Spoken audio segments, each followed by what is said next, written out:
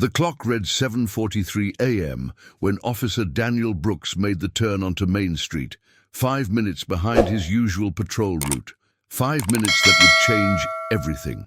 The November frost painted Marlow, Iowa in shades of silver and bone, transforming the small town into something from a forgotten postcard. Steam rose from manholes like ghostly breath, and the bare branches of century-old oaks scratched against a pewter sky like skeletal fingers clawing at heaven itself. Brooks was nursing his second cup of station coffee, black and bitter as the morning air, when his eyes caught something that made him ease off the accelerator. There, on the stone steps of St. Mark's Church, sat a German shepherd, not lounging in the sun, not waiting for an owner to emerge from Sunday service, sitting with the rigid precision of a soldier at attention. The dog's amber eyes were locked on the heavy oak doors of the church with an intensity that made Brooks's skin crawl up his spine. Every muscle in the animal's body was taut, ears pitched forward like radar dishes scanning for invisible signals, nostrils flaring as if drinking in secrets the wind carried from places no human could reach. Brooks had worked with Canine units before in Chicago, before transferring to this quiet Iowa town where the biggest crime was usually teenagers spray painting the water tower. He knew the difference between a stray looking for scraps and a working dog, following its deeply trained instincts. This shepherd wasn't lost or confused. He was hunting something with the focus of a predator who'd found his prey. The traffic light turned green, casting its emerald glow across the frost-covered windshield, but Brooks couldn't shake the image burned into his retinas. That motionless sentinel, staring at those doors like they held the answer to everything wrong in the world. When he circled back 20 minutes later, expecting to find the dog still there, the animal had vanished like smoke in the morning air. But the feeling, that cold certainty that something wasn't right in this picture-perfect town, clung to Brooks like morning fog that refuses to lift even when the sun climbs higher. He didn't know it yet, but beneath those weathered church stones, in chambers carved from earth and desperation, 40 young women were counting the hours until their next breath of free air, their voices reduced to whispers in the dark. And the only one who knew exactly where they were had 4 legs, unwavering loyalty, and wouldn't give up until someone finally listened to what he was desperately trying to communicate about the evil hiding beneath Marlowe's most trusted sanctuary. 2 days later, when Brooks saw that same shepherd return to those steps with the same unwavering focus, he knew this wasn't coincidence. It was a message written in canine devotion and desperate hope. The dog's message was clear to anyone willing to see it. Time was running out, and lives hung in the balance of whether a human would. Finally, Brooks parked his cruiser across from St. Mark's Church on the 3rd morning, engine idling, watching the German shepherd maintain his vigil on those stone steps. The dog hadn't moved in 40 minutes, hadn't so much as shifted his weight or acknowledged the pedestrians walking past. His amber eyes remained fixed on those oak doors with laser precision, as if he could see through wood and stone to whatever lay beyond. The winter air bit at Brooks's face as he stepped out of the patrol car, his breath forming white clouds that dissipated in the wind. Something about this felt different today, more urgent, like electricity building before a storm. The shepherd's ears twitched at his approach, but didn't turn away from his post. Brooks climbed the steps slowly, his boots echoing against the stone, and that's when he heard it. A sound so faint he thought it might be his imagination. A rhythmic tapping coming from somewhere beneath his feet, like Morse code being tapped against. And pipes. The dog's body went rigid, every muscle coiled tight as a spring. Brooks knelt beside the animal, pressing his ear closer to the ground, and the sound came again, clearer this time. Not random tapping, a pattern. 3 short, 3 long, 3 short. SOS. His blood turned to ice water in his veins. Brooks stood up slowly, his hand instinctively moving to his radio, when he noticed the shepherd had finally moved. The dog was padding toward the side of the church, nose low to the ground, following an invisible trail that led to a small steel door set flush against the foundation. A door Brooks had never noticed before, partially hidden by overgrown bushes and winter debris. The padlock hanging from its handle was new, the metal still bright and unmarked by weather. The shepherd sat beside it and looked back at Brooks with eyes that seemed to burn with desperate intelligence. In that moment, Brooks realized this wasn't about a stray dog at all. This was about something far worse. Hidden beneath the most trusted building in town, the tapping sound came again, louder now, more insistent, accompanied by what sounded like muffled voices crying out in the darkness below. Brooks reached for his radio with trembling fingers, knowing that whatever he was about to uncover would shatter Marlowe's peaceful facade forever. The shepherd's message had been received loud and clear. There were people down there, trapped and waiting for rescue, and time was running out. As dispatch crackled to life in his hand, Brooks looked down at the dog who had refused to give up, whose unwavering determination had led them to this moment of terrible discovery. The real question wasn't what they would find behind that locked door. It was how many lives had been counting on someone finally listening to what this four-legged hero had been trying to tell them all along. The steel door seemed to pulse with secrets in the morning light, and Brooks knew that once they opened it, nothing in their quiet Iowa town would. Don't forget to subscribe to our channel Canine Loyal Souls, where we uncover true stories of animals' bravery you won't believe until you see it, and tell us in the comments, what city are you watching us from? In the heartland of America, where cornfields stretch beyond the horizon and church bells mark the rhythm of small-town life, sometimes the most extraordinary heroes come on four legs. This is the story of how one German shepherd's unwavering determination exposed a horrific secret hidden beneath the sacred ground of a trusted community institution, saving dozens of lives that might otherwise have been lost forever in the darkness. Marlowe, Iowa, population 8,400, was the kind of place where neighbors still waved from their porches, where the biggest news usually involved high school football scores or the annual corn festival. Main Street was lined with century-old buildings that had weathered countless storms, their brick facades telling stories of generations who had built their lives around values of faith, family, and community trust. St. Mark's Church stood as the town's spiritual anchor, its Gothic spire visible from miles away across the flat prairie landscape. For over 100 years, this sacred space had hosted weddings, baptisms, funerals, and countless Sunday services that brought families together in worship and fellowship. The weathered stone walls had absorbed decades of prayers, hymns, and the quiet confessions of souls seeking solace. No one could have imagined that beneath those hallowed floors lay chambers of unspeakable horror, where young women were being held against their will, their voices silenced by concrete and steel, their hope dwindling with each passing day. The story begins with Officer Daniel Brooks, a 34-year-old former Chicago police detective who had transferred to Marlowe, seeking the peace and simplicity of small-town law enforcement. Brooks had seen enough urban violence and corruption to last several lifetimes. He yearned for a place where his biggest concerns would be traffic violations and the occasional domestic dispute, not gang wars and homicides that haunted his dreams.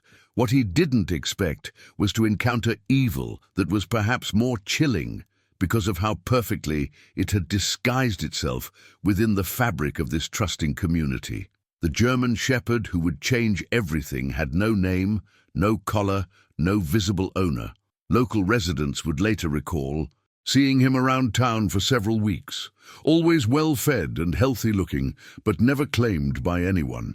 He moved through Marlowe with the purposeful stride of an animal on a mission, his intelligent amber eyes constantly scanning, searching, evaluating. Animal control had been called several times, but the dog had an uncanny ability to vanish whenever officers arrived to collect him, only to reappear hours later in a different part of town. What no one realized was that this remarkable animal was conducting his own investigation, following scent trails and behavioral patterns that human senses could never detect. His canine instincts had locked onto something that made every fiber of his being scream that innocent lives were in immediate danger. Dogs have served alongside humans in law enforcement for over a century, their extraordinary senses and unwavering loyalty making them invaluable partners in the fight against crime. Their ability to detect scents at concentrations nearly 100 million times lower than what humans can perceive has led to countless rescues and criminal apprehensions. But this story goes beyond typical canine partnership. This is about an animal who took it upon himself to become the voice for those who had been silenced, the eyes for those forced to live in darkness, and the persistent force that would not allow evil to hide behind the mask of respectability. The events that unfolded in Marlow would test every assumption the community held about safety, trust, and the true nature of heroism. What makes this case particularly remarkable is not just the dog's incredible persistence, but the way his behavior challenged everyone around him to look beyond the surface of their peaceful community and confront the uncomfortable truth that monsters can hide in the most sacred places. The shepherd's actions would ultimately prove that sometimes the most powerful form of communication doesn't require words at all, just the unshakable conviction that some wrongs cannot be ignored, no matter how inconvenient or disturbing the truth might be. In the coming days, this nameless guardian would lead authorities on a journey that would shatter the illusions of an entire town and reveal the extraordinary courage that can emerge when determination meets desperate need. This is their story of hope, horror, and the remarkable bond between humans and the animals who refuse to let us look away from injustice. What unfolded next would prove that sometimes salvation comes not from those we expect, but from those who never give up hope, even when darkness seems ready to consume everything. The shepherd's vigil was about to become a beacon.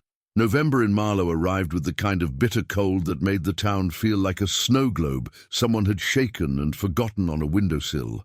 The morning officer, Daniel Brooks, first encountered the German shepherd was crystalline and sharp, the kind of day where every breath felt like swallowing knives and the frost turned car windshields into abstract art.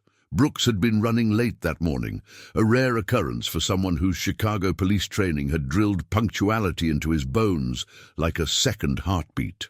His alarm clock had failed, his coffee maker had refused to cooperate, and the universe seemed determined to throw his carefully ordered small-town routine into chaos. If he had left at his usual time, if he had taken his regular route down Elm Street instead of cutting through, he never would have seen the dog that would change everything. The German shepherd sat on the stone steps of St. Mark's Church with the stillness of a statue carved from living flesh. His sable coat caught the weak morning sunlight, each hair seemingly polished to perfection, his powerful frame radiating an alertness that made Brooks slow his patrol car to a crawl. The dog's amber eyes were locked on the heavy oak doors of the church, with an intensity that sent an inexplicable chill down Brooks's spine. This wasn't casual observation or the hopeful waiting of a pet for its owner. This was focus so absolute it seemed to bend the very air around it. Brooks had worked with Canine units during his years in Chicago, had seen German shepherds trained for narcotics detection, explosive ordnance disposal, and suspect apprehension. He recognized the body language of a working dog, the way every muscle fiber seemed to vibrate with barely contained purpose. But this animal wore no uniform.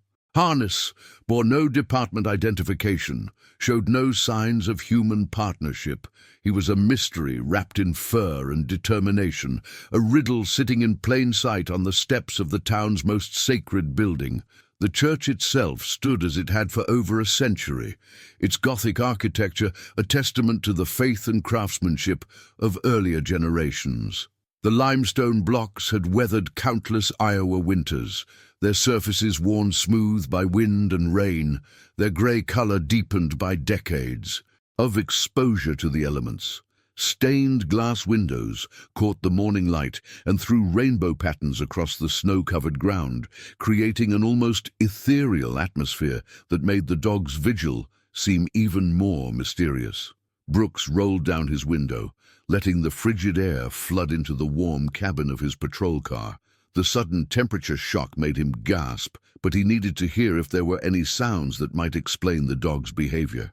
The morning was eerily quiet, even for a small town where silence was often the loudest sound. No traffic hummed in the distance, no voices carried on the wind, no machinery rumbled from nearby businesses.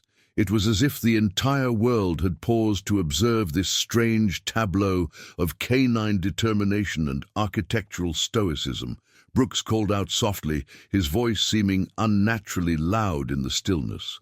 The shepherd's ears twitched in acknowledgement, but his gaze never wavered from the church doors.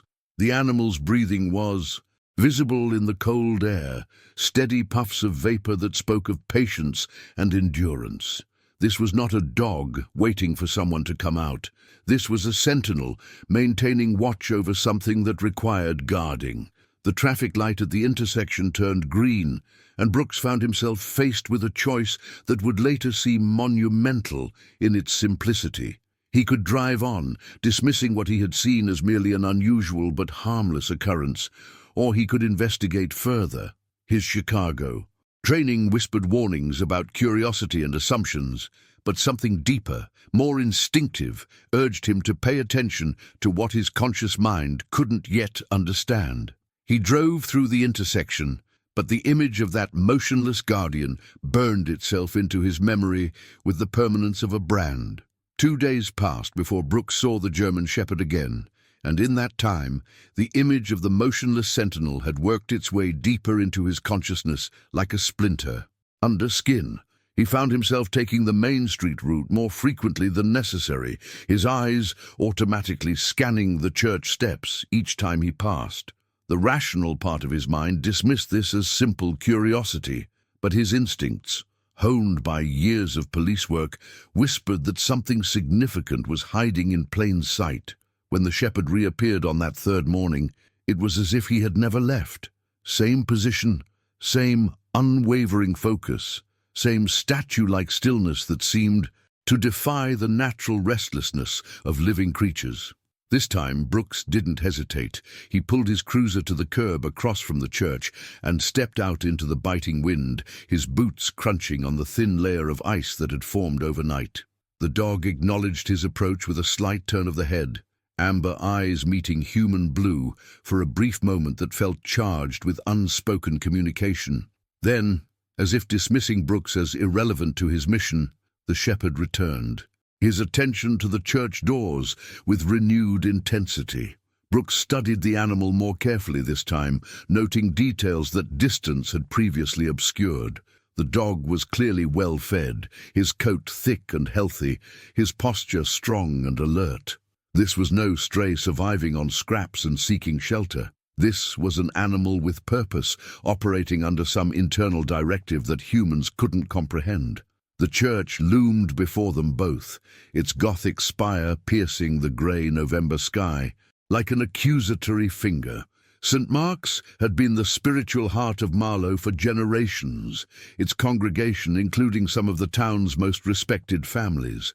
The building itself was a masterpiece of traditional architecture, all soaring arches and intricate stonework that spoke of devotion and permanence.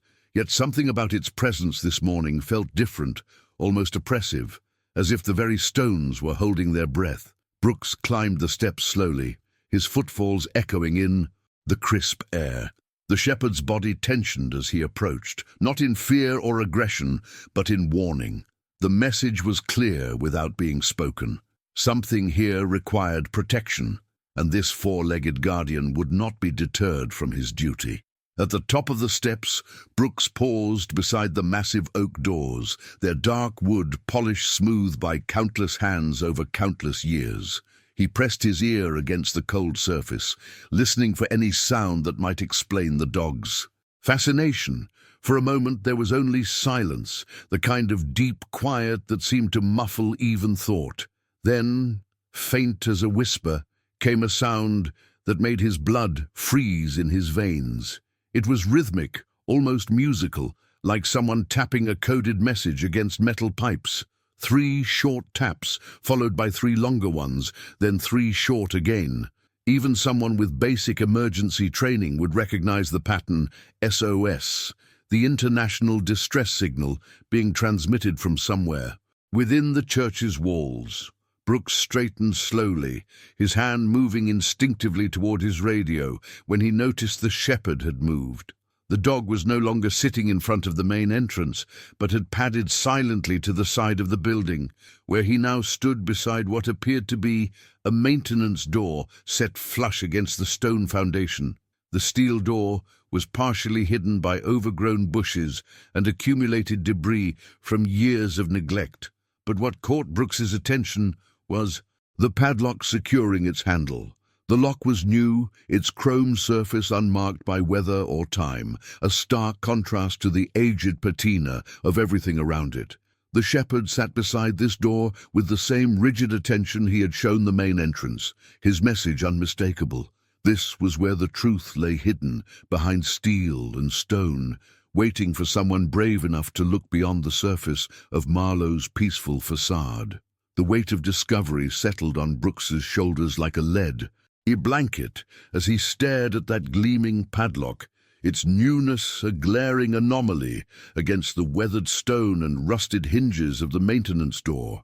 Every instinct screamed that he was standing at the threshold of something far more sinister than anything Marlowe had ever known, something that would shatter the town's carefully maintained image of pastoral innocence. The shepherd's amber eyes tracked his every movement, intelligent and patient, as if the animal understood that humans needed time to process what their limited senses had finally detected. Brooks pulled out his cell phone and called dispatch, his voice steady despite the adrenaline coursing through his system. The conversation was brief and professional, requesting backup and a supervisor at his location, but he could hear the puzzled tone in the dispatcher's voice. St. Mark's Church wasn't exactly a high-crime location, and the idea of a police investigation there on a quiet Thursday morning seemed almost absurd. Within 20 minutes, Sergeant Willis arrived in his department SUV, followed closely by Officer Mia Gutierrez in her patrol car. Willis was a 20-year veteran whose skeptical expression had been earned through decades of dealing with everything from domestic disputes to drug raids. His weathered face and steady grey eyes missed nothing as he surveyed the scene, taking in the German shepherd, the hidden door, and Brooks' tense posture with the practiced assessment of a man who had learned to separate genuine threats from false alarms. The wind had picked up, sending dead leaves skittering across the church grounds and creating an atmosphere of unease that seemed to seep into their bones. Willis approached the steel door with the caution of someone who had seen too many situations spiral out of control when proper procedure was ignored. He knelt beside the padlock, examining it without touching, his trained eye noting the same details that had caught Brooks's attention. The lock was definitely new, probably installed within the last few weeks, and it was heavy duty, the kind used to secure valuable equipment or dangerous materials. This wasn't the casual security measure of someone protecting lawn mowers or holiday decorations. Gutierrez positioned herself near the main entrance of the church, her hand resting casually on her service weapon while maintaining the relaxed posture that good officers cultivated to avoid alarming civilians. Her dark eyes swept the surrounding area continuously, watching for any movement or sign of threat that might indicate they were walking into an ambush. The shepherd seemed to approve of their presence, his rigid alertness softening slightly, as if he recognized that backup had finally arrived for his long, solitary vigil. The sound came again while they were planning their next move, that same rhythmic tapping that had first alerted Brooks to the possibility of someone in distress. This time, all 3 officers heard it clearly, the unmistakable pattern of SOS being transmitted from somewhere beneath their feet. Willis's expression hardened as the implications hit home, his years of experience telling him that whatever they were about to uncover would be far worse than anything he had encountered in rural Iowa law enforcement. The tapping stopped abruptly, as if whoever was sending the signal had become aware of voices above and was trying to remain hidden. In the sudden silence that followed, the wind through the bare tree branches sounded like whispered warnings, and the Gothic architecture of the church seemed to loom more menacingly against the grey sky. Willis made the decision that would transform a routine patrol call into one of the most significant criminal investigations in Iowa's recent history. He radioed for additional units, requesting the county crime scene team and asking dispatch to contact the FBI field office in Des Moines. His voice carried the weight of authority earned through years of making life-and-death decisions, and both Brooks and Gutierrez recognized the tone of a supervisor who had just realized they were dealing with something far beyond the scope of ordinary police work. The bolt cutters arrived 30 minutes later in the hands of Deputy Martinez, a compact man whose silence spoke louder than any words about the gravity of the situation. The afternoon sun had disappeared behind a wall of grey clouds, casting the church grounds in a premature twilight that made every shadow seem deeper and more threatening. The German shepherd had not moved from his position beside the steel door, his vigil continuing with the patience of stone and the intensity of flame.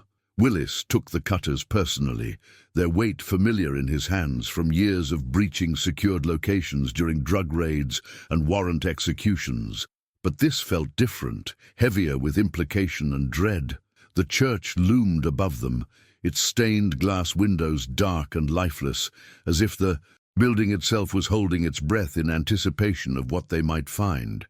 The lock resisted at first, its hardened steel designed to withstand exactly this kind of assault, but Willis had experience on his side and the determination that came from hearing that desperate SOS signal. When the shackle finally snapped, the sound rang out like a gunshot in the cold air, sharp and final and irreversible. The door swung open on hinges that creaked with the voice of secrets too long kept, revealing a set of concrete steps that disappeared into darkness below. Warm air rose from the opening, carrying with it the unmistakable smell of human habitation, that complex mixture of bodies and fear and desperation that every experienced officer learned to recognize. Brooks descended first, his flashlight beam cutting through the gloom like a sword of revelation, the shepherd close behind him, despite Willis's attempts to keep the animal above ground. The stairs were damp with condensation, the walls sweating in the artificial heat that seemed to pulse up from the depths like the breath of some underground beast. At the bottom, a narrow corridor stretched away into darkness, its walls lined with newer plywood that looked hastily installed and poorly finished. The shepherd's nose worked overtime, processing scents that told stories no human could read, his body language shifting from patient watchfulness to active hunting mode. The first room they entered was clearly a storage area, stacked with supplies that spoke of long-term planning and careful preparation. Cases of bottled water, boxes of non-perishable food, medical supplies, blankets, and other necessities filled the space in organized rows that suggested someone had been provisioning for an extended stay. But it was the next room that stopped them cold, a larger space filled with makeshift beds and personal items that painted a picture of horror beyond their worst fears. Clothing in small sizes, makeup and toiletries that belonged to young women, books and magazines that suggested the occupants had been here for weeks or possibly months. The shepherd moved among these abandoned possessions with the careful precision of a crime scene investigator, his nose leading him toward a section of newer wall that looked different from the rest.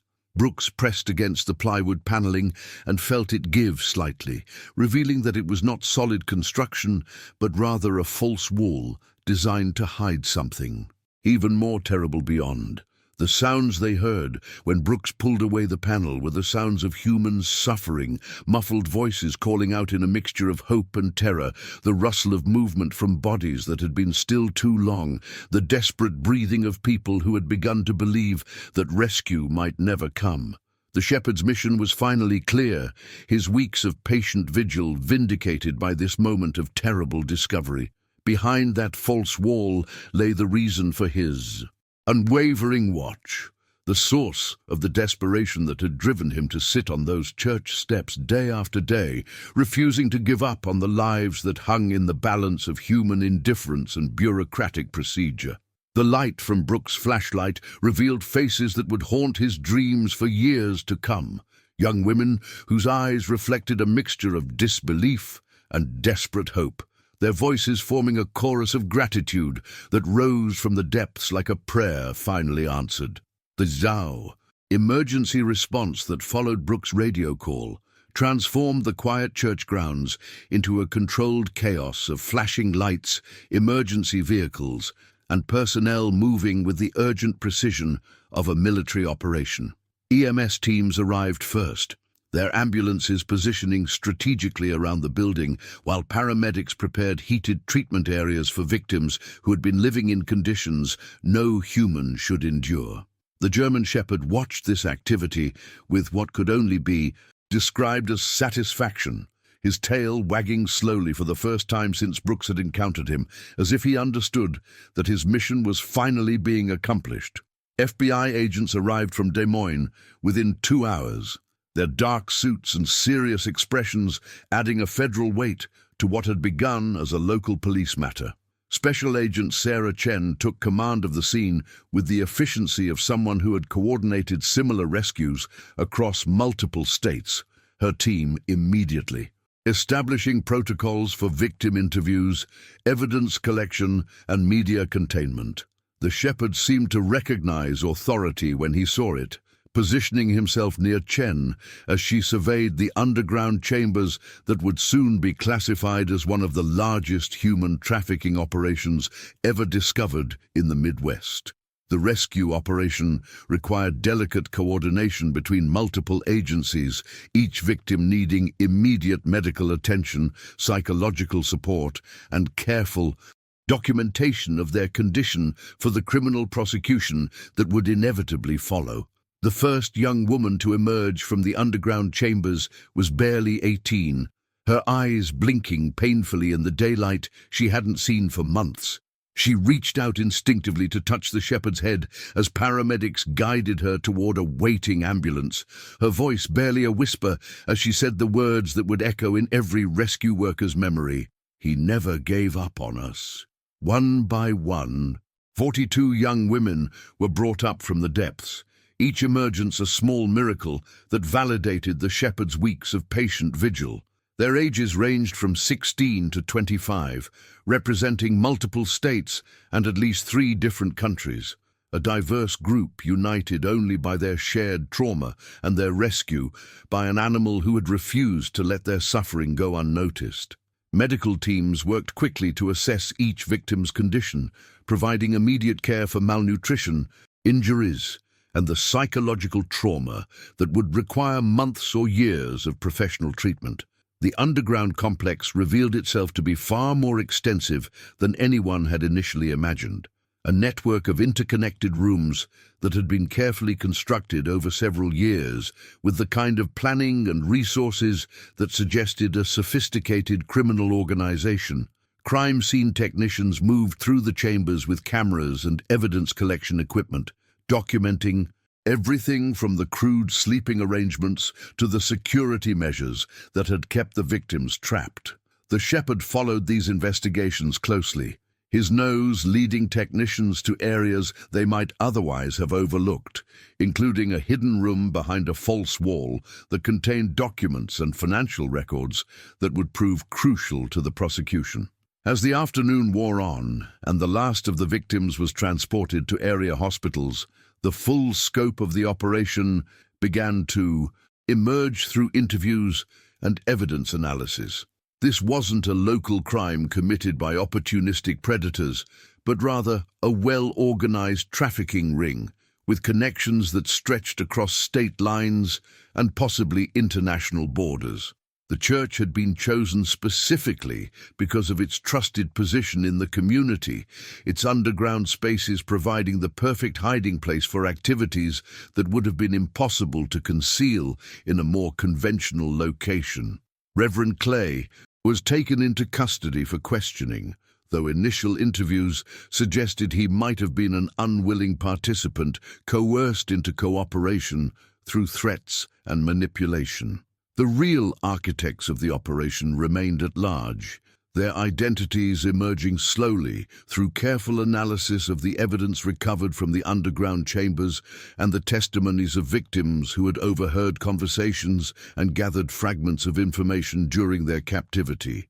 The investigation that followed the church rescue expanded rapidly as FBI analysts connected the Marlowe operation to similar cases across 7 states, revealing a criminal network of unprecedented scope and sophistication.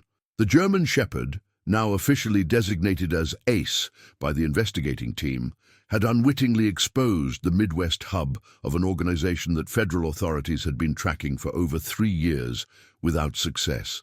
His persistent vigil at St. Mark's had accomplished what hundreds of hours of surveillance and investigation had failed to achieve, providing the breakthrough that law enforcement needed to begin dismantling one of the largest human trafficking rings in American history. The evidence recovered from the underground chambers painted a picture of meticulous planning and cold-blooded efficiency that chilled even veteran investigators. Financial records showed transactions totaling millions of dollars, while communication logs revealed a network of contacts spanning from California to New York, with international connections that reached into Eastern Europe and Southeast Asia. The traffickers had used the church's respected position in the community as perfect camouflage, conducting their evil business beneath the very foundation of Marlowe's moral center. Agent Chen established a task force headquarters in the county courthouse, coordinating with field offices across multiple states as the investigation revealed safe houses, transportation routes, and money laundering operations that had been operating for years under the noses of law enforcement. Each new discovery validated Ace's instinctive recognition that something terrible was happening beneath those church steps, his canine senses detecting the horror that human investigators had missed despite their sophisticated technology and training methods. The victims' testimonies provided crucial intelligence about the network's operations, describing a system of recruitment that targeted vulnerable young women through fake job offers, modeling opportunities, and romantic relationships designed to lure them away from their support systems. Once isolated, the victims were transported through a carefully planned network of safe houses and temporary facilities, their documents confiscated and their movements controlled through a combination of physical restraint, psychological manipulation, and credible threats against family members. The Marlowe facility had served as a way station in this network, a temporary holding area where victims were prepared for transportation to their final destinations in major metropolitan areas where they would disappear into the underground economy of forced labor and sexual exploitation. The traffickers had chosen their locations carefully, focusing on small communities where strangers wouldn't be noticed and where local law enforcement lacked the resources and experience to recognize the signs of organized criminal activity. Ace had disrupted this system through nothing more than his unwavering attention to detail and his refusal to accept that suffering should be ignored simply because it was hidden from view. His vigil had drawn exactly the kind of attention the traffickers had worked so hard to avoid, proving that sometimes the most sophisticated criminal enterprises could be undone by the simplest form of persistence.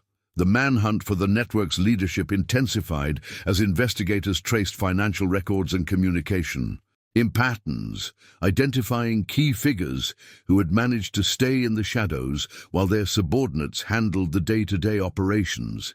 Clayton Heller, the man captured during the initial rescue, proved to be a middle-level operative whose cooperation provided investigators with names, locations, and operational details that had previously been impossible to obtain. His arrest had triggered a carefully planned evacuation protocol that scattered other operatives across multiple states, but the evidence recovered from Marlowe gave federal agents the intelligence they needed to anticipate and intercept many of these escape attempts. Within 6 weeks of Ace's discovery at the church, federal agents had executed coordinated raids across 12 states, rescuing an additional 138 victims and arresting 47 individuals connected to the network. The investigation revealed that the organization had been operating for over 8 years, generating estimated profits of more than $50 million through the exploitation of vulnerable individuals who had been reduced to nothing more than commodities in a market that thrived on human misery. The transformation of the nameless German Shepherd into a nationally recognized hero happened gradually, then all at once, as news of the Marlowe rescue spread through media networks and social platforms with the viral intensity that only stories of extraordinary courage and unexpected salvation can achieve. Ace, as he was now universally known, became the face of a story that captured the American imagination in ways that transcended typical crime reporting, representing hope and persistence in a world that often seemed dominated by darkness and despair. Major television networks competed for exclusive interviews with Officer Brooks and the rescue team, while photographers captured images of Ace that would appear on magazine covers and newspaper front pages across the country. The shepherd's amber eyes, so patient and intelligent, seemed to look directly into the souls of viewers who saw something profound in his unwavering dedication to protecting the innocent. His story resonated with people who understood instinctively that true heroism often comes from those who persist when others give up, who refuse to accept that evil can hide simply because it chooses to operate in darkness and silence. The town of Marlowe struggled to process its sudden transformation from obscure farming community to the center of a national conversation about human trafficking, law enforcement effectiveness, and the unexpected ways that salvation can arrive. Residents who had walked past St. Mark's Church hundreds of times without suspecting the horror hidden beneath its floors grappled with the realization that evil had been operating in their midst while they went about their daily routines. Many found comfort in Ace's story, drawing hope from the fact that someone, even if that someone had 4 legs and couldn't speak, had been paying attention when it mattered most. Officer Brooks became reluctant spokesperson for a story he never expected to tell, his Chicago police experience helping him navigate media interviews while maintaining the dignity and privacy of the victims whose rescue had made him temporarily famous. He consistently deflected attention from his own role in the investigation, insisting that Ace deserved the credit for persistence and dedication that had made the rescue possible. The shepherd seemed oblivious to his celebrity status, content to remain at Brooks' side as they returned to their regular patrol duties, though their routine now included daily visits from tourists and reporters hoping to catch a glimpse of the famous Canine hero. The FBI officially commended Ace for his contribution to the investigation, a ceremonial recognition that acknowledged the unprecedented role a civilian animal had played in exposing a major criminal enterprise. Agent Chen, personally, presented him with a custom collar bearing his name and the FBI seal, while photographers captured the moment that would become one of the most widely circulated images of the year. The ceremony took place on the steps of St. Mark's Church, which had been permanently closed and was awaiting conversion into a memorial for trafficking victims, its Gothic architecture now serving as a reminder of both human evil and the power of persistence to overcome seemingly impossible odds. Corporate sponsors competed to provide Ace with everything from premium dog food to custom housing, while publishers offered substantial advances for book deals about his story. Brooks politely declined most commercial opportunities, believing that Ace's heroism shouldn't be exploited for profit, though he did agree to a partnership with several anti-trafficking organizations that could use the shepherd's fame to raise awareness and funding for victim support programs. The story inspired legislation in multiple states, improving coordination between local law enforcement and federal anti-trafficking task forces, while training programs began incorporating lessons about recognizing the behavioral signs that Ace had instinctively detected.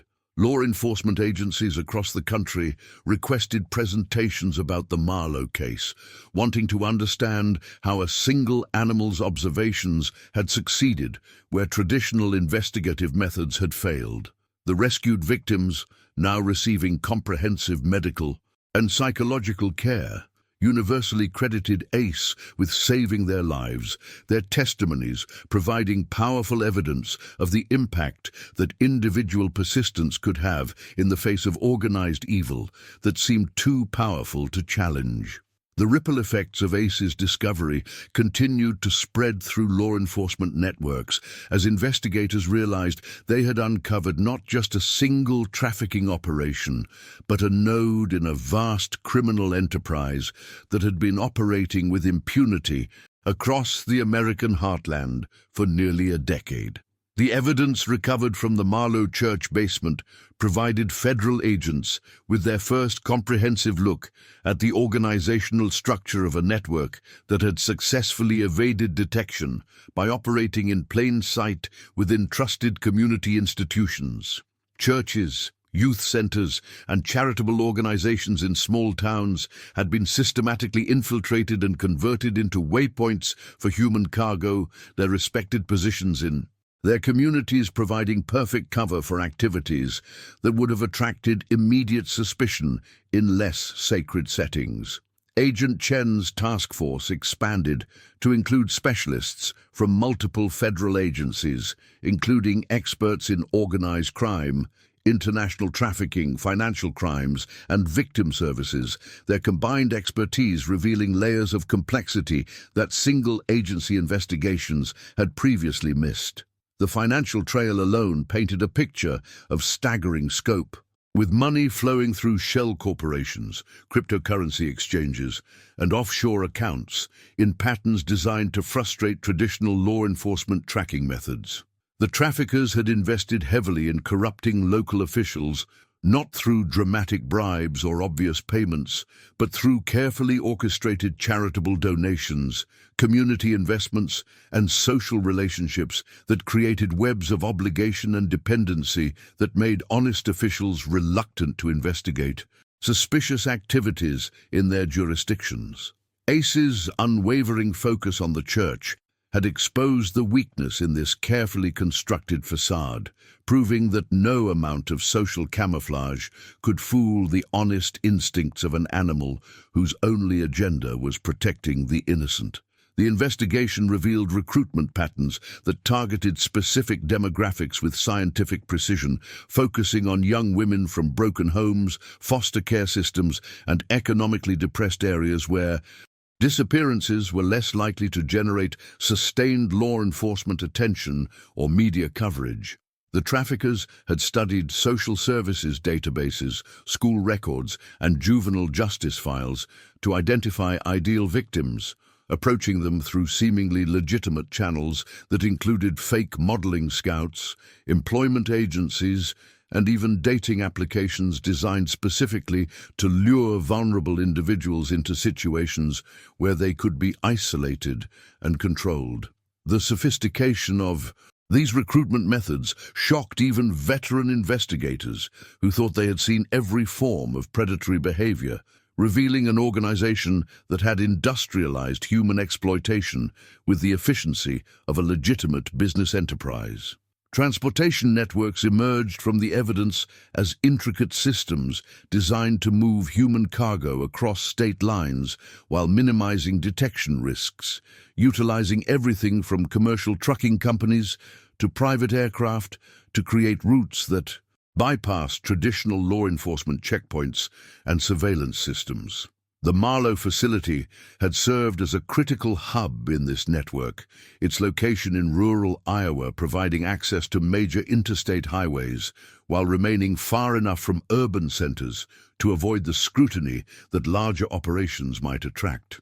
Victims were typically held at the church facility for 2 to 3 weeks while arrangements were made for their final placement, a system that allowed the traffickers to respond to market demands in different regions while maintaining operational security through compartmentalized information and limited contact between different levels of the organization.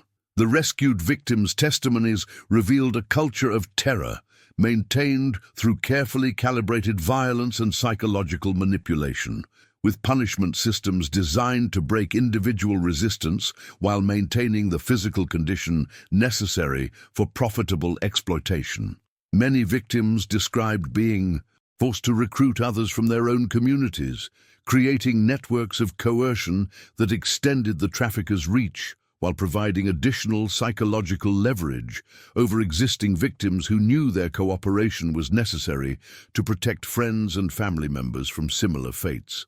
The investigation's expansion led to discoveries of similar operations in Oklahoma, Nebraska, Kansas, and Missouri, each following identical patterns of community infiltration and institutional camouflage that suggested centralized planning and coordination at levels previously unimaginable in domestic trafficking cases. The federal courthouse in Des Moines became the epicenter of one of the largest human trafficking prosecutions in American legal history, as the evidence gathered through ACE's discovery generated indictments against 73 individuals across multiple states, their crimes ranging from kidnapping and human trafficking to money laundering and racketeering conspiracy charges that carried potential life sentences. The prosecution team, led by Assistant U.S. Attorney Michael Rodriguez, faced the monumental task of coordinating testimony from nearly 200 victims and witnesses while maintaining the security and privacy protections necessary to ensure their cooperation in proceedings that would determine whether justice could be achieved for crimes of unprecedented scope and cruelty. Ace attended every day of the preliminary hearings, his presence providing comfort to victims who testified about their experiences while serving as a living symbol of the persistence and courage that had made their rescue possible. His calm demeanor in the courtroom helped create an atmosphere where survivors felt safe enough to share their stories, their testimonies, providing prosecutors with the detailed evidence necessary to demonstrate the full extent of the network's operations and the systematic nature of its exploitation of vulnerable individuals. The lead defendant, Marcus Valdez, emerged from the investigation as the organizational mastermind whose sophisticated understanding of law enforcement limitations had enabled the network to operate undetected for years while generating profits that exceeded those of many legitimate corporations.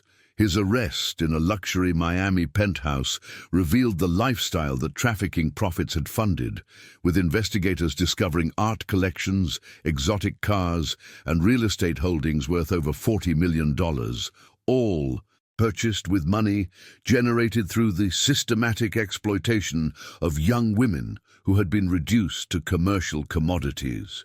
Valdez's trial became a media sensation that drew international attention to the realities of modern slavery operating within American borders, his defense attorneys arguing unsuccessfully that their client had been involved in legitimate business enterprises while carefully avoiding direct participation in the kidnapping and exploitation that generated his wealth. The prosecution methodically destroyed these arguments through financial records, communication intercepts, and victim testimonies that demonstrated Valdez's personal involvement in planning and directing operations that had destroyed hundreds of lives for his financial benefit. The sentencing phase provided victims with opportunities to address the court directly, their impact statements creating powerful moments that humanized the statistics and financial records that had dominated earlier. In proceedings, Maria Santos, one of the women rescued from the Marlow church, spoke directly to Valdez about the 3 months she had spent in captivity, her voice steady and strong as she described the psychological torture designed to break her spirit and the constant fear that she would never see her family again. Her testimony concluded with words that would be quoted in news reports around the world. "You tried to erase who I was, but this dog refused to let me disappear. He saw me when you wanted the world to look away, and because of him, I'm still here to tell you that you failed." Federal Judge Catherine Walsh delivered sentences that reflected the unprecedented nature of the crimes and their impact on victims whose lives had been forever changed by their exploitation, with Valdez receiving life imprisonment without possibility of parole, while other defendants received terms ranging from 20 to 40 years, depending on their roles in the organization. The financial penalties imposed by the court included forfeiture of all assets connected to trafficking activities, with recovered funds designated for victim compensation and support services that would help survivors rebuild their lives and access the long-term care necessary to address their physical and psychological injuries. The international dimensions of the case led to cooperation agreements with law enforcement agencies in 12 countries, resulting in additional arrests and prosecutions that disrupted trafficking networks operating across multiple continents, while establishing new protocols for information sharing and coordinated enforcement actions. Agent Chen testified before congressional committees about the lessons learned from the Marlow investigation, recommending legislative changes that would improve law enforcement capabilities while highlighting the critical role that community awareness and individual vigilance could play in identifying and reporting suspicious activities that might indicate trafficking operations. The Marlow rescue fundamentally transformed how law enforcement agencies across the United States approached human trafficking investigations, with ACE's story becoming required study material in police academies and federal training programs that now emphasize the importance of paying attention to seemingly minor behavioral anomalies that might indicate larger criminal enterprises operating beneath the surface of normal community life. The ACE protocol became standard procedure in many departments, requiring officers to investigate any reports of animals displaying unusual persistent behaviors around buildings or locations, recognizing that canine senses could detect human distress and criminal activity that traditional surveillance methods might miss entirely. Universities began incorporating the case into criminal justice curricula as an example of how unconventional intelligence sources could provide breakthrough insights in complex investigations, while veterinary schools started offering courses on animal behavior interpretation that could assist law enforcement in recognizing when pets or stray animals might be responding to situations requiring human intervention. The Church of St. Mark's was eventually demolished and replaced with a memorial garden dedicated to trafficking victims worldwide, its design incorporating elements that honored both the survivors of the Marlow operation and the countless others who had not been as fortunate in finding rescue from similar situations. Ace's statue stands at the center of the memorial, cast in bronze and depicting him in his characteristic alert posture, his eyes forever watching over a space that had been transformed from a site of horror into a symbol of hope and determination. The memorial includes walls inscribed with the names of rescued victims who chose to be publicly acknowledged, while maintaining privacy for those who preferred anonymity in their recovery process, creating a space where survivors could choose their own level of participation in the public remembrance of their experiences. Educational programs developed in partnership with anti-trafficking organizations now use ACE's story to teach children and young adults about recognizing recruitment tactics and seeking help when they encounter suspicious situations. His heroism providing a non-threatening entry point for discussions about dangers that might otherwise be too frightening or overwhelming for younger audiences to process effectively. The financial impact of the prosecutions extended far beyond criminal penalties, with civil lawsuits against complicit businesses and organizations generating additional compensation for victims, while establishing legal precedents that made it more difficult for trafficking operations to exploit legitimate enterprises as cover for their activities. International law enforcement conferences now regularly feature presentations about the Marlowe case as an example of how domestic trafficking networks connect to global criminal enterprises, with ACE's discovery providing crucial intelligence that helped dismantle operations spanning multiple continents and affecting thousands of victims who might never have been identified through traditional investigative methods. The psychological impact of ACE's persistence resonated throughout victim advocacy communities, providing a powerful symbol of hope for survivors who struggled with feelings of abandonment and invisibility during their captivity and recovery processes. Many survivors reported that knowing an animal had refused to give up on them helped them find strength during their darkest moments, while others found comfort in visiting the memorial garden where they could connect with other survivors and draw inspiration from ACE's unwavering dedication to protecting the innocent. Brooks continued his law enforcement career with a deeper understanding of how individual persistence could generate extraordinary results, often speaking at conferences and training sessions about the importance of trusting instincts and investigating seemingly minor anomalies that might indicate larger problems requiring attention. His partnership with ACE evolved into a permanent assignment that combined traditional patrol duties with specialized training in recognizing signs of human trafficking, their work expanding beyond Marlowe to assist other jurisdictions in developing their own capabilities for detecting and responding to trafficking operations. The ripple effects of their discovery continued years later as survivors established their own advocacy organizations, using their experiences to help law enforcement agencies improve their response protocols while working directly with other victims to provide support and guidance during recovery processes that could take years to complete successfully.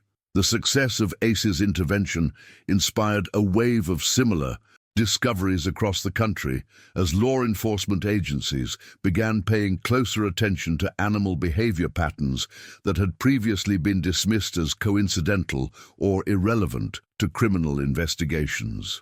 Within 18 months of the Marlowe rescue, dogs in 7 different states had led authorities to human trafficking operations, missing person cases, and other criminal enterprises that might have remained hidden indefinitely without their persistent intervention. In Phoenix, Arizona, a border collie named Scout spent 3 weeks sitting outside an abandoned warehouse, his behavior eventually prompting police investigation that revealed a drug manufacturing operation and 12 undocumented immigrants being held in forced labor conditions. The dog's owner had initially tried to discourage the behavior, assuming Scout was simply fascinated by industrial smells, but the animal's refusal to leave the area eventually prompted a concerned citizen to contact authorities who recognized the pattern from news reports about ACE's discovery. A golden retriever in Portland, Oregon, began showing extreme agitation every time her owner walked past a particular residential address during their daily exercise routine, her behavior escalating to the point where she would plant herself in front of the house and refuse to move until physically carried away. Local police initially dismissed reports from the dog's owner as eccentric, but persistence from concerned neighbors eventually led to a welfare check that discovered an elderly man who had been held prisoner by relatives, attempting to gain control of his estate through financial elder abuse. The investigation revealed a pattern of similar cases in the area, with family members systematically isolating elderly relatives to facilitate asset theft while maintaining appearances of normal family relationships.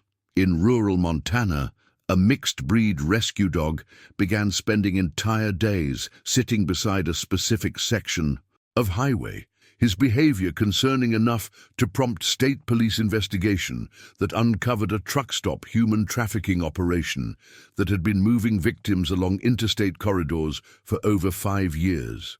The dog's keen sense of smell had detected scents associated with human distress and captivity that emanated from vehicles during brief stops, his persistent presence at the location eventually drawing enough attention to expose a network that specialized in transporting victims between urban markets while avoiding traditional law enforcement checkpoints.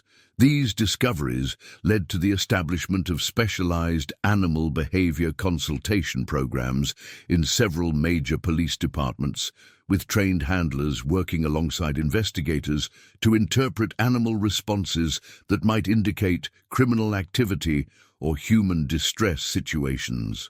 The programs proved particularly valuable in missing person cases, where family pets often displayed behavioral changes that reflected their awareness of circumstances that human investigators couldn't immediately detect through conventional search methods. Animal behaviorists began collaborating with law enforcement agencies to develop training materials that helped officers recognize signs of animal distress or unusual alertness that might indicate the presence of hidden crimes, while veterinary schools started incorporating forensic applications into their curricula to prepare future professionals for potential roles in criminal investigations. The media attention surrounding these animal-assisted discoveries generated increased public awareness about the behavioral signs that might indicate trafficking or other criminal activities, with community education programs emphasizing the importance of reporting persistent animal behaviors that seemed connected to specific locations or situations. The success stories also prompted legislative initiatives in multiple states to establish legal protections for animals whose behavior provided evidence in criminal cases, ensuring that their welfare would be protected throughout investigation and prosecution processes while recognizing their contributions to public safety efforts. International law enforcement conferences began featuring panels dedicated to animal-assisted investigation techniques, sharing successful case studies while developing standardized protocols for incorporating animal behavioral evidence into criminal investigations across different jurisdictions and legal systems. Years after the Marlowe rescue made headlines around the world, the fundamental questions raised by Ace's discovery continue to challenge our understanding of justice, awareness, and the complex relationships between humans and the animals, who share our communities in ways we're only beginning to comprehend. How many other trafficking operations remain hidden in plain sight, camouflaged by the same community trust and institutional respect that protected the St. Mark's network for so long? The answer remains disturbingly unknowable, a reminder that evil often succeeds not through sophisticated concealment, but through our collective willingness to assume that horror cannot exist in familiar places, among familiar faces. Ace's story forces us to confront uncomfortable truths about the limitations of human perception and the dangerous complacency that allows atrocities to flourish while we go about our daily routines, convinced that we would surely notice if something terrible was happening in our own neighborhoods. The German Shepherd's unwavering vigilance exposes the gap between what we think we see and what actually exists around us, suggesting that salvation often comes from sources we least expect and in forms we're programmed to overlook or dismiss. His weeks of patient observation accomplished what months of traditional investigation had failed to achieve, not through superior technology or advanced training, but through simple persistence and an unwillingness to accept that suffering should be ignored simply because it's been successfully hidden from casual view. The memorial garden that now occupies the site where St. Mark's Church once stood serves as a permanent reminder that monsters can hide behind the most sacred facades, while heroes can emerge from the most unexpected places to challenge our assumptions about protection, responsibility, and the moral obligations we bear toward those who cannot speak for themselves. Visitors to the memorial often report feeling unsettled by Ace's bronze statue, its amber eyes seeming to ask whether we're paying enough attention to the signs that surround us daily, whether we're brave enough to investigate the anomalies that might indicate someone needs help, and whether we have the persistence to continue caring even when initial efforts seem futile or unwelcome. The trafficking network exposed by Ace's discovery represented only a fragment of a global industry that continues to exploit millions of vulnerable individuals, its operations adapting and evolving in response to law enforcement pressure while seeking new communities to infiltrate and new institutions to corrupt through careful manipulation of trust and social relationships. The question that haunts investigators who worked the Marlowe case is not whether similar operations exist elsewhere, but how many communities harbor secrets that could be exposed if only someone cared enough to look beyond surface appearances and investigate the behavioral anomalies that most people learn to ignore.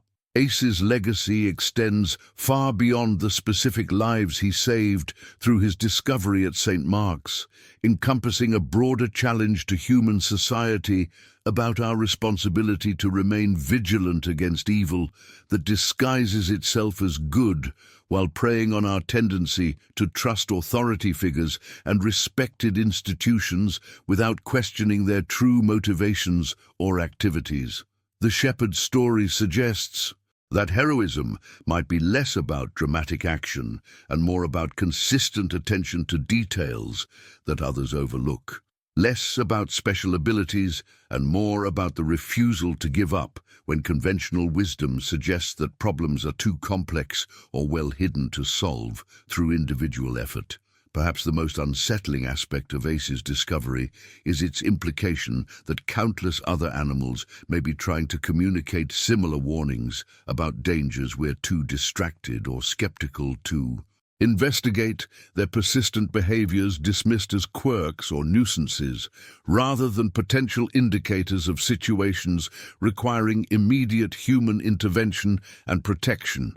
The question that remains is whether we've learned enough from Ace's example to pay attention the next time an animal tries to tell us that something is wrong, or whether we'll continue to assume that if we can't immediately understand the message, it must not be worth hearing. And you, what did you think about this story? Tell us in the comments. Don't forget to like and subscribe to our channel so you don't miss the next videos.